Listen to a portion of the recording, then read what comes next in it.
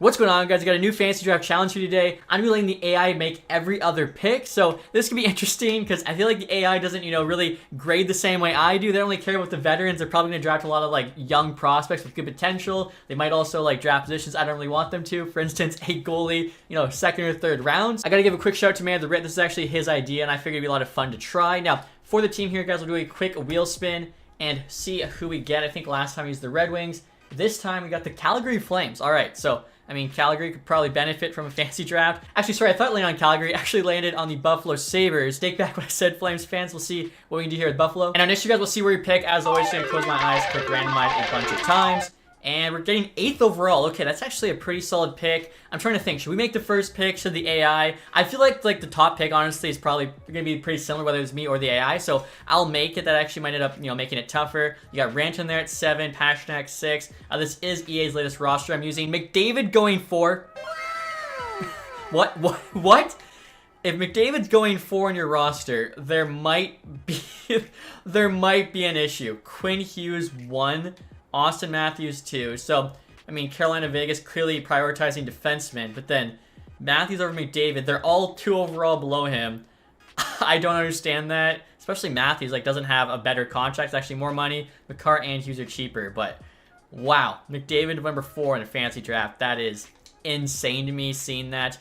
We could take Kucherov here. Yeah, let's not overthink it. Let's take Nikita Kucherov, 96 overall. Easy pick. And so now picking number 25, guys, in the second round. Again, I'm going to let the AI, GM, or whatever you want to call them, make that pick. Just kind of curious. Draisaitl there went at 9. Could have taken Draisaitl, but he's actually, 2 overall below Kucherov. So might as well take Kuch. Bedard goes 11. Just looking at the rest of these players. Mostly, what we expect. McAvoy's got low franchise potential. Same with Mitch Marner. Interesting. So, yeah, nothing too surprising, I would say. So what we'll do here is just sim to our next user pick. And as you guys can see there, we took Nick Suzuki. So I feel like that's a solid pick by the AI. Next, you guys, we could take Brad Marchand. Have a nasty first line. Marchand, Suzuki, and Kucherov.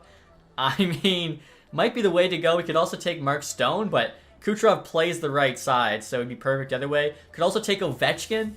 Man, Ovi, Kucherov, and Suzuki. The thing is, could Ovi still be there? Again, he'd have to be there unless the computer takes him by our 5th pick. Could also take a defenseman, get a Carlson, one of the 2 Carlsons, Pietrangelo, Dougie Hamilton. Can we pass on Ovi? I don't think I can. I pick him a lot, but he's just so good. After Matthews, probably the 2nd best goal scorer in this game. So we'll take Ovechkin there with the 3rd pick. And again, I think we now have a nasty first line. Sim to our next pick.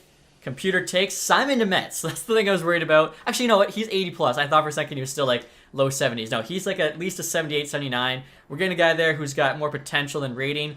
That's kind of why this is going to be pretty tough. Okay, Brad Marchand's still there. Not overthinking this one. 90 overall player.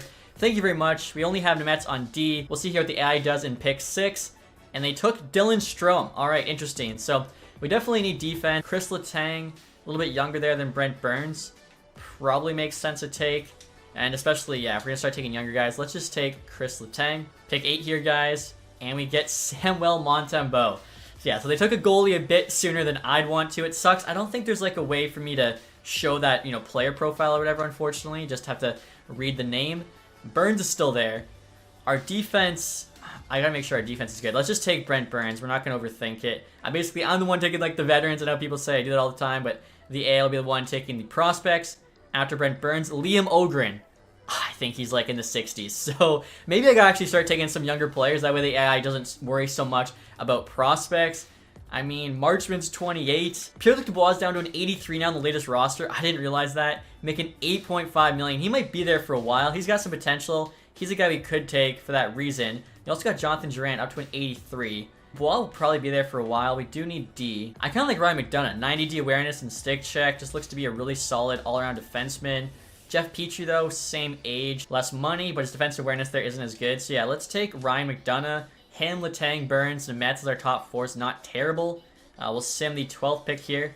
And the AI goes for Voronkov. Okay, so I think Voronkov is an 80, 81. So at least we got an NHL-ready player. And this is kind of crazy, guys. I was wondering if maybe I could take Dubois with the next pick. It looks like he's gone. I thought for sure his contract would make him a later pick, but I guess, he's got the potential. He's got the age. Granlund's a guy we could honestly go for. Don't get him too often. Nyquist, Nyquist has been absolutely unreal in Nashville this year. Maybe to kind of honor that, I could take him. Former Red Wing, of course. Now, if we do that, we still need one more top 9 forward. We already got the top 4D. We've already got a goalie. Yeah, Nyquist is actually not a terrible pick. AI here, they're taking Miroshnichenko. I think he's like a high 70 as well. I didn't mention as well, guys, we have to use every AI pick. So even if, like, say the 21st pick, we could get a guy who's a higher rating than, you know, a prospect the AI takes. You gotta use the first 20 players picked in this draft. Next, I'm looking at bottom D pair. Probably looking for some physicality. Definitely like the fourth line. I'm not too worried about. Kakaik, Ryan, I mean, Luke Shen and Gudis are both pretty solid in that department. Yeah, Shen there, 5-star physical, 4-star defense. Gudis, 4-star defense, 5-star physical. It's a little bit higher. Now, Shen is 1 overall higher. I also take Tyler Myers here because contract doesn't matter. 5-star physical. His defense is only 3.5, so yeah, I don't know. He must get higher rated from offensive stats. Let's take Luke Shen, just have some big bodies on that bottom D pair, throwing it around. Now, pick 16 here. AI takes Liam Foudy. Okay, so he'll be a fourth liner. So I'm definitely going to think round out the defense. I feel like if I have top 6D, they hopefully won't take another defenseman. If they do, we're going to have to play him on the fourth line. And I could go Myers, but like I said, I think I honestly want to take Gudis. Jonathan Toews is in the draft. I totally forgot to take him off. Like I said, I was just using the latest EA roster. Forgot to put a few changes on it. And Gudis is still there. So yeah, we're going to have a tough, defense, I think, to play against. AI here, their second last pick, Malcolm Subban. All right, so we have our backup goalie. Let me check. Was there no one higher rated than Malcolm Subban? What was the AI thinking with this pick? No offense to Malcolm Subban, but Darcy Kemper, 83, Grubauer, 83, DeSmith, 83. Malcolm Subban's an 80 overall right on. And you know what I think it is? I wonder if the AI GM actually takes the salary cap into consideration. As I do have salary cap on, but we know, like, when you're doing the draft, it doesn't matter. I feel like that's got to be it, because otherwise, why are you taking a goalie that's like 3 overall below? And honestly, guys, pick 19 here. I mean, Jonathan Toews is still here. Usually, he's not in these drafts. Making no money, 83 overall. Still has very good defensive stats. He could probably be a third-line center for us. I feel like I'm kind of surprised he's still there. He's only 35, and he's making no money. So, yeah, we'll take Jonathan Toews, and then we'll let the AI here make our last pick, which, again, should be a fourth liner. If they take, like, a defenseman or a goal, if they take a goalie, we'll have to go to 21st pick, because, unfortunately, no way to play a goalie at forward or defense. I think that'd actually be really fun if you could. Our last pick here is a defenseman. Okay, so we're going to have D on forward there in Suber. Hopefully I said his name right. Not so sure about this team, but we'll see how they do. All right, guys, so just finished adding the lines for this team. Definitely not like, the best fantasy draft I've ever done. The AI messed us up a little bit, but still a solid squad, I think. First line there, you got Ovechkin, Suzuki, Kucherov. Good chance that'll be the top line in the league. Second line's not bad. Nyquist there and Strome playing with Marchand. So you got an elite player still helping out that second line. Third line definitely gets a bit worse. We got Liam Ogren there, Jonathan Toews, and Voronkov. Fourth line here, you got that super defenseman. Hopefully I said that right. I feel kind of like Chance the Rapper looking at an S and a Z next to each other. Yes, that is a S, a K, and a J all next to each other, so that's a nope. And he's playing there with Liam Foudy and Miroshnichenko. Now, one thing I could do, I noticed, was actually put Suber on the third line. And we wouldn't get any native chemistry, but like Ogren, 3 overall higher, actually a forward, I think makes sense, especially I see we have roll 3 lines to ice time allocation, so the fourth line's kind of a wash. Defensively, you got McDonough and Letang top pair, I think pretty solid. Nemetz and Burns on the second, with Gudis and Shen on the bottom.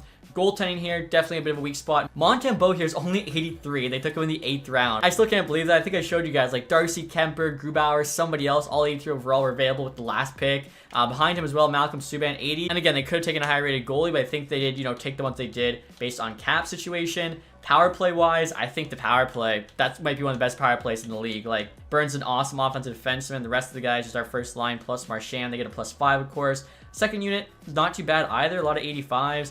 4-man 1 gets +5. 4-man 2 doesn't look too bad. PK, we got Jonathan Toews, who's solid. Same with Marchand. We got some pretty good defensemen as well. Suzuki's solid two-way player. Third unit there, Ogre and Foudy, they get some ice time. So overall, I am pretty optimistic with this team, even though we have, a defenseman playing forward. I think should be one of the better teams in the league, but obviously, you'll have to wait and see.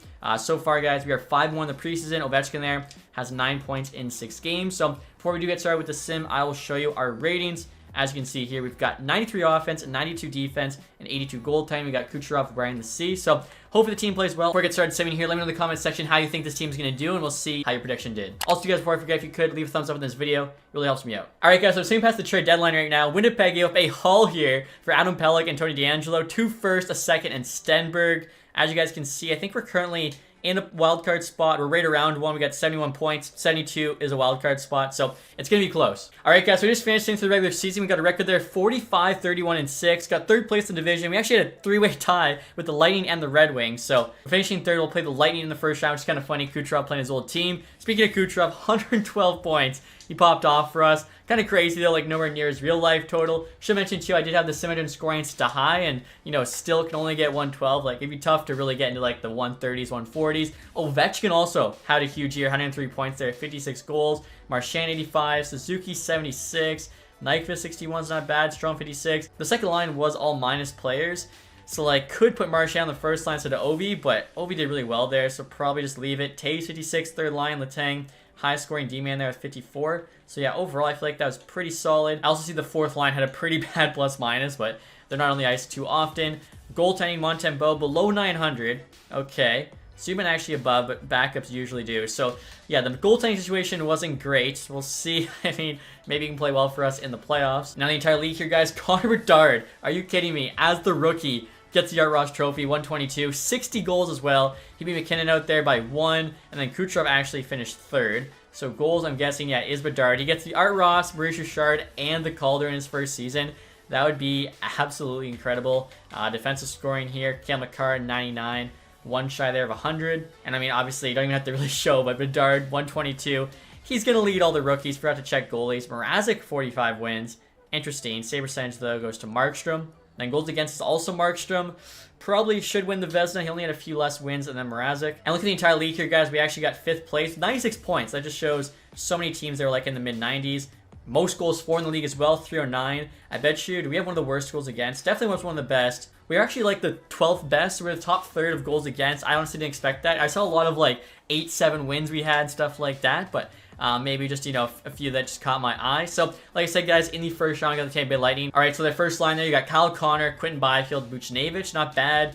Russ, Couturier, and Shen. Palmieri, Bluger, Nosen, Tatar, Evans, Carconi. Defensively, you got Orlov, McAvoy. They got really sick #1.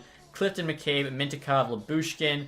Goalies here, they got Bobrovsky and Fleury. They got a couple of veterans in net. All right, so, I mean, we definitely have more star power. They might honestly have more depth than us, though, because obviously I can't trade. So a lot of these teams who are making that playoff push probably did add.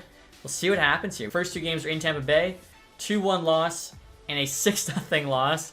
Don't tell me this. We're not going to get swept, are we? 5-0 win, 4-1 loss. All right, so we are down 3-1. Bit of a tough spot here. And unfortunately, losing 5. All right, so I kind of thought this team was going to do better, honestly. I expected us to make it, second, third in the playoffs. I thought being carried by Kucherov, Marchand, Ovi, Suzuki might happen, but unfortunately did not. So we didn't get swept, but 1-1 game and then out in the first round. And the playoffs are now complete, guys. The Vegas Golden Knights win the Stanley Cup. I wonder how much LTIR they used in their playoff run. St. Louis jumps from 10-1, so they'd be winning in Celebrini. Next year, guys, we'll take a quick look, playoff tree, playoff stats, all that good stuff. We'll see what went wrong with our team. So Ovi there with over point per game. -7, though. I mean, we just got beat bad. Like, all of our players who had the most points, probably means most ice time, were all dash players. Montembeault was actually better in the playoffs, 916, 295. Can't blame him, because they were pretty good in the regular season with him having worse numbers. Looking at the playoff tree, Vegas here beat the Stars in 5, Jets in 6, Ducks in 7, and then the Pittsburgh Penguins there in 5 in the Stanley Cup Final. And finally here, guys, we'll take a look at the awards. Obviously, we know all the team awards individually here. Bedard, Art Ross Trophy. He's still crazy to me. He also got the Hart. So he's got like 5 awards from this season. Makar, James Norris. Bedard, Lady Byng. I think that's 6. Calder, there's 4. Raymond Conn Smythe, pretty cool. Markstrom did get the Vezina, also got the William Jennings. Pellick, Bill Masterton, after getting traded. Interesting. Vegas coach Jack Adams. That's kind of crazy. You almost never see the Stanley Cup winning team with the Jack Adams. They mustn't have been too high rated for him to get that, so probably like a Cinderella team. I'll take a look at their roster after. Barkov, Selke, then yeah, Bedard, Ted Lindsay, Maurice Richard. Yeah, 6 awards for Bedard. That's great. Like, that is absolutely insane. I've never seen him win that much in the first season. And like I was saying, guys, lastly here, just want to take a look at the Stanley Cup winning team. So, Cale Makar, 96 overall. Big reason why. Raymond got up to a 90. They had Fiala. Zetterlund's 87 now. Dursey, Cousins, a solid. Dubois. I mean, I wanted Dubois. Lindgren, Cates, Fantilli they got as well. Hole, Timmins, Kulak. I mean, they got players for sure. I think Makar, big reason why. Let's see the goaltending. Yeah, 82 Hofer, 81 Wallstedt. The last time I checked this, they also had like a low-rated goalie. So, like I say it every time, don't draft a high-rated goalie in the fantasy draft. It is just not worth it. But hopefully you guys enjoyed this one. If you did, leave that thumbs up. Subscribe if you haven't. Thank you guys so much for watching. Have a nice day. Goodbye.